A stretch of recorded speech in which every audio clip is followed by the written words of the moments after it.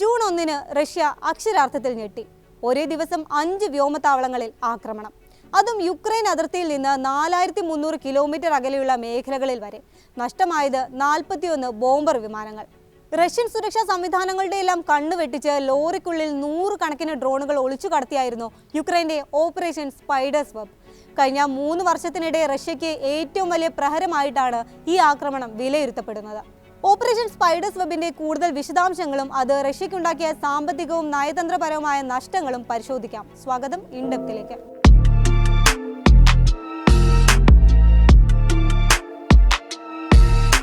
June 2-ന് തുർക്കിയിലെ ഇസ്താംബൂളിൽ Russia Ukraine വെടിനിർത്തൽ ചർച്ചകൾ നടക്കാനിരിക്കുകയായിരുന്നു. അതിന്റെ തലേ ദിവസമാണ് റഷ്യയ്ക്ക് ഒരു അവസരവും നൽകാതെയുള്ള യുക്രൈൻ ആക്രമണം. പുറത്തുവരുന്ന വിവരങ്ങൾ അനുസരിച്ച് സഖ്യകക്ഷിയും പ്രധാന പിന്തുണയുമായ അമേരിക്കയെ പോലും യുക്രൈൻ ആക്രമണ വിവരം മുൻകൂട്ടി അറിയിച്ചിരുന്നില്ല എന്നാണ്. മൊത്തം യുക്രൈൻ നിർമ്മിത ആയുധങ്ങൾ ഉപയോഗിച്ചായിരുന്നു ഓപ്പറേഷൻ സ്പൈഡേഴ്സ് വെബ് നടപ്പിലാക്കിയത്. സാധാരണഗതിയിൽ ഒരു രാജ്യത്തിന്റെ ദൂരമേഖലകൾ ആക്രമിക്കണമെങ്കിൽ ഒന്നുകിൽ സർഫസ് ടു സർഫസ് അല്ലെങ്കിൽ എയർ ടു സർഫസ് ദീർഘദൂര മിസൈലുകളാണ് ഉപയോഗിക്കാറ്. എന്നാൽ യുക്രൈനെ സംബന്ധിച്ചിടത്തോളം അതിനുള്ള കെൽപ്പ് അവർക്കില്ല. അതാണ് പുതിയകാല യുദ്ധരീതിയായ ഡ്രോൺ ആക്രമണത്തിലേക്ക് യുക്രൈൻ മാറിയത്. ഇനി ആക്രമണം നടത്തിയ രീതി വിശദീകരിക്കാം. ഏകദേശം 1.5 വർഷക്കാലമായി ആസൂത്രണം ചെയ്ത ആക്രമണമായിരുന്നു ഓപ്പറേഷൻ സ്പൈഡേഴ്സ് വെബ് എന്നാണ് യുക്രൈൻ അവകാശപ്പെടുന്നത്. ഫ്രണ്ട് ക്യാമറ സംവിധാനമുള്ള ഫസ്റ്റ് പേഴ്സൺ വ്യൂ ഡ്രോണുകളായിരുന്നു ആക്രമണത്തിനായി ഉപയോഗിച്ചത്. FPV ഡ്രോണുകൾ എന്നാണ് ഇവ അറിയപ്പെടുന്നത്. ഡ്രോണുകൾ തടിപ്പെട്ടികളിലാക്കി ലോറികളിലാണ് റഷ്യൻ അതിർത്തിക്കുള്ളിലേക്ക് കടത്തിയത്.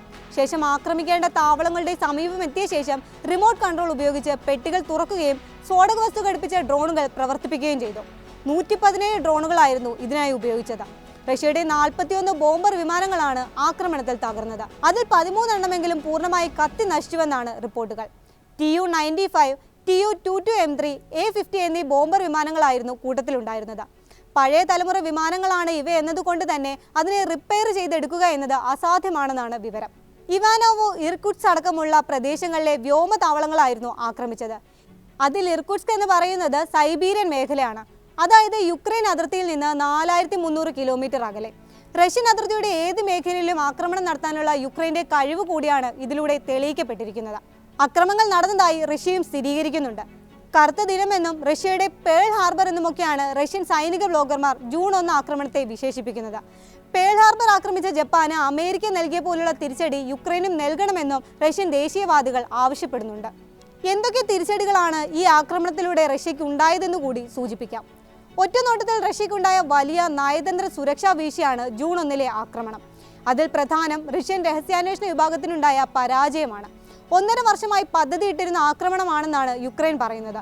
ഇത്രയും കാലം നീണ്ടുനിന്ന ആസൂത്രണത്തെക്കുറിച്ച് ഒരു വിവരവും ലഭിച്ചില്ല എന്നത് വലിയ സുരക്ഷാ ആശങ്കയാണ് റഷ്യയിൽ ഉണ്ടാക്കിയിരിക്കുന്നത്.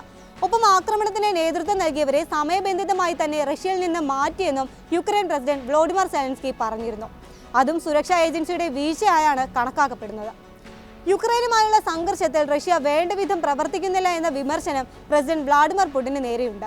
ആ വാദത്തെ കൂടുതൽ കനപ്പെടുത്തുന്നതാണ് പുതിയ ആക്രമണം. റഷ്യയ്ക്കുള്ളിൽ വലിയൊരു അരക്ഷിതാവസ്ഥ സൃഷ്ടിക്കാനും യുക്രൈന് സാധിച്ചിട്ടുണ്ട്. അതേസമയം യുദ്ധഭൂമിയിൽ യുക്രൈൻ നേരിട്ടുകൊണ്ടിരിക്കുന്ന തിരിച്ചടികളെ മറയ്ക്കാൻ ഇവയ്ക്കാകില്ല എന്നാണ് അന്താരാഷ്ട്ര വിദഗ്ധർ ചൂണ്ടിക്കാട്ടുന്നത്.